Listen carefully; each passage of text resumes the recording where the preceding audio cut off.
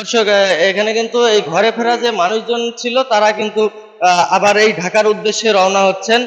তাদের কর্মজীবনে ফিরে যাওয়ার লক্ষ্যেই কিন্তু লালমনিরহাট এই বাস টার্মিনাল থেকে ঢাকার উদ্দেশ্যে রওনা হচ্ছেন। দর্শক, যেমনটা আপনাদেরকে লালমনিরহাট নিউজ 24 আপনাদেরকে জানানোর চেষ্টা করেছিলাম, এখানে কিন্তু যাত্রীদের থেকে অধিক ডাবল ভাড়া গ্রহণ করা হচ্ছে কিছু কিছু পরিবহন থেকে।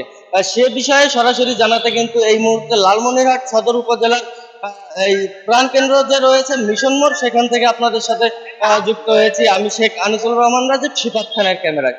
আর দর্শক, সাথেই থাকুন। আমরা এখানে দেখতে পাচ্ছি পাটগ্রাম এক্সপ্রেস। আমরা পাটগ্রাম এক্সপ্রেসের কয়েকজন যাত্রীর সাথে কথা বলবো এবং আপনাদেরকে জানানোর চেষ্টা করবো। সাথেই থাকুন। আসসালামু আলাইকুম ভাই। ওয়ালাইকুম আসসালাম। ভাই, আপনি কোথায় যাচ্ছেন? আমি ঢাকা গাজীপুর যাবো। ঢাকা গাজীপুর। ঈদের ছুটিতে হ্যাঁ, এসেছিলেন? ঈদের ছুটিতে আসছিলাম। ঈদের ছুটিতে বাসায় এসেছিলেন, এখন এখন আপনি বাড়ি। কর্মক্ষেত্রে যোগদানের জন্য রওনা হচ্ছেন। হ্যাঁ। আপনি কোন গাড়ির টিকিট কেটেছেন? হাজি গাড়ি।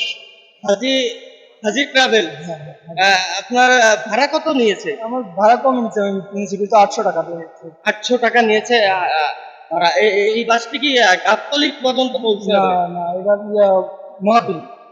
আমরা একটি অভিযোগ পেয়েছিলাম যে এখানে প্রতিটা গাড়ির থেকে এই ঈদকে কেন্দ্র করে কিন্তু এই পরিবহন থেকে ডাবল ভাড়া আদায় করা হচ্ছে সাধারণ যাত্রীদের হ্যাঁ, থেকে। তো এ বিষয়ে আপনার কোনো কিছু জানা রয়েছে কিনা আমাদের না, দর্শকদের এর জানান। আগে আমার ভাই গেছিল, বলছিল এই যে ভাড়া বেশি নিতে হবে, 1400 টাকা নিচ্ছে। 1400 টাকা কবে গিয়েছিল? আজকে গেছে। আজকে গিয়েছিল 1400 টাকা। কোন বাসে গিয়েছিল? এটা ঢাকার এক বাস, এটা এখানকার বাস না। বাসের নামটা তো জানি না। এটা ঢাকার এক বাস, মানে ওই ঢাকা থেকে যে বাসগুলো ঈদের সময় আসে না, ওই বাস। এটা আপনার থেকে ভাড়া নেওয়া হয়েছে 800 টাকা। হ্যাঁ। ঠিক আছে, ধন্যবাদ আপনাকে। দর্শক, আমরা কিন্তু এখানে এই যে হানিফ পরিবহনের একটি গাড়ি দেখতে পাচ্ছি। এখানে এই হানিফ পরিবহনের কয়েকজন যাত্রীর সাথে আমরা কথা বলবো এবং আপনাদেরকে জানানোর চেষ্টা করব।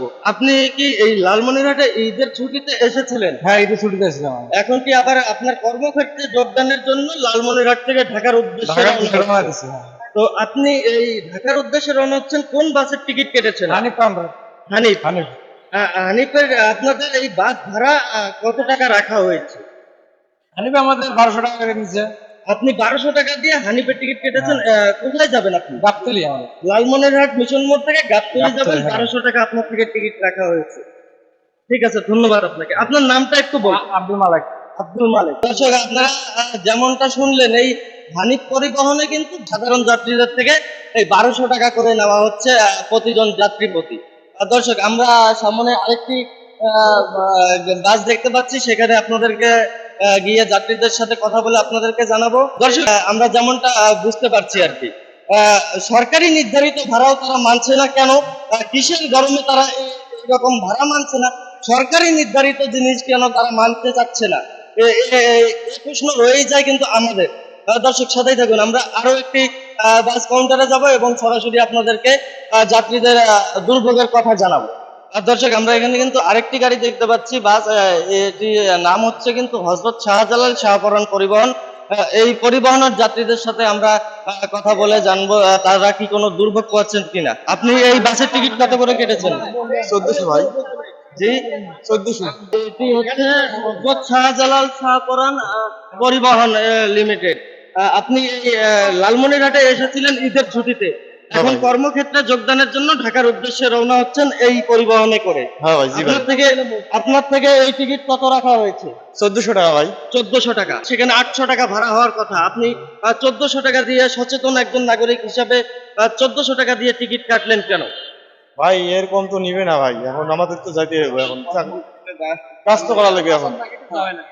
এখন বেশি নেই, এখন কম নেই, এখন মনে করো যে কষ্ট করে এনে যেতে হবে এখন।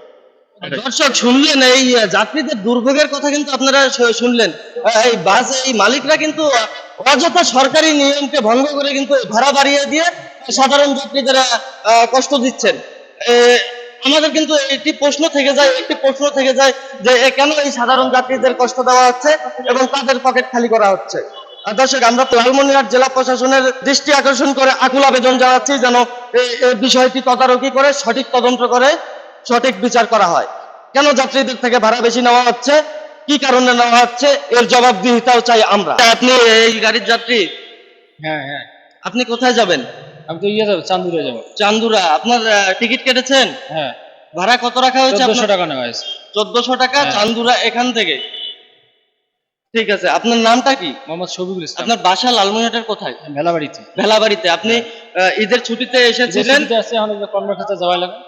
ও, আপনার এই চান্দুরা যাবেন এখান থেকে, তারপরেও 1400 টাকা রাখা হয়েছে ভাড়া। হ্যাঁ। ঠিক আছে, ধন্যবাদ। আপনি এই কাউন্টারে কি? ম্যানেজার আছি। আপনি কি এখানে? আমি কিছু না। তাহলে সুপারভাইজার?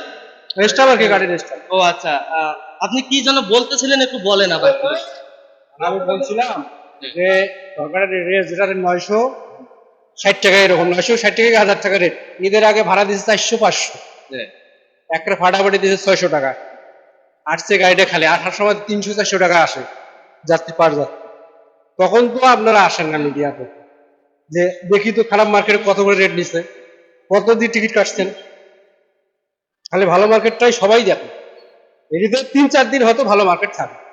আজকে ঈদের নবম দিন চলছে, এ বিষয়ে আপনার মন্তব্য কি? 3-4 দিন তো আমরা আসি নাই, 5 দিন, 1 সপ্তাহ আসি নাই। এই অভিযোগটি অনেক দিন থেকেই, ঈদের তৃতীয় দিন থেকে আমরা শুনতে শুনতে আজকে আসা। ঈদের নবম দিন আমরা চিন্তা করেছি, যেহেতু ঈদের 4-5 দিন এইরকম চলে, এটা আমরাও জানি, কিন্তু আজকে ঈদের নবম দিন তারপরেও কেন 1400 টাকা যাচ্ছে? আজকে আসছেন, দেখবেন কালকে আবার রেট নামে আসছে 900-1000 টাকা। জি। এরপর আসবে 600 টাকা, রবি সোম মঙ্গলবার দেখবেন 600 টাকা, 500 টাকা, 400 টাকা রেট। এর উপর রেট আপনি পাবেন না, কোনো যাত্রীর কাছে পাবেন না, এর উপর রেট দিচ্ছে।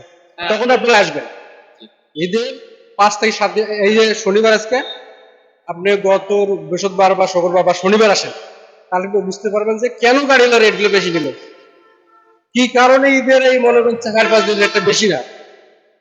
এই হলো হিসাব। ঠিক আছে, ধন্যবাদ আপনাকে। আপনার নামটা একটু জানান। আমার নাম মোহাম্মদ সাইদুল ইসলাম। সাইদুল ইসলাম।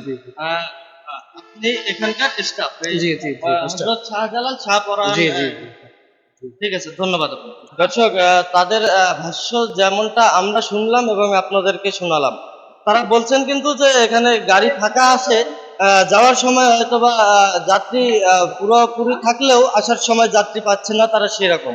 এ কারণেই কিন্তু তারা ডাবল ভাড়া আদায় করছে এই সাধারণ যাত্রীদের থেকে। এরকম কি কোনো নিয়মাবলী রয়েছে কিনা যে আমার গাড়ি আসার সময় ফাঁকা থাকলে সাধারণ যাত্রীদের থেকে আমি যাওয়ার সময় ডাবল ভাড়া গ্রহণ করব? আজকের মতো এই লালমনিরহাট সদর উপজেলার প্রাণকেন্দ্র মিশন মোড় চত্বর থেকে বিদায় নিচ্ছি। আবারও প্রতিদিনের মতো আগামীকাল রাত 10টা 1 মিনিটে লালমনিরহাট জেলার যে কোনো গোপন খবরের ভেতরের খবর আপনাদেরকে জানাতে সরাসরি লালমনিরহাট নিউজ 24 সংযুক্ত হব। শিবাব খানের ক্যামেরায় আমি শেখ আনিসুল রহমান রাজু। ততক্ষণ পর্যন্ত ভালো থাকবেন, সুস্থ থাকবেন, সতর্ক থাকবেন, কারণ আপনি প্রতিবাদী হয়ে থাকলে যে কোনো সময় যে কোনো দিক থেকে বিপদের তীর ছুড়ে আসতে পারে আপনার দিকে। আজকের মতো এখানেই শেষ করছি। আসসালামু আলাইকুম, খোদা হাফেজ।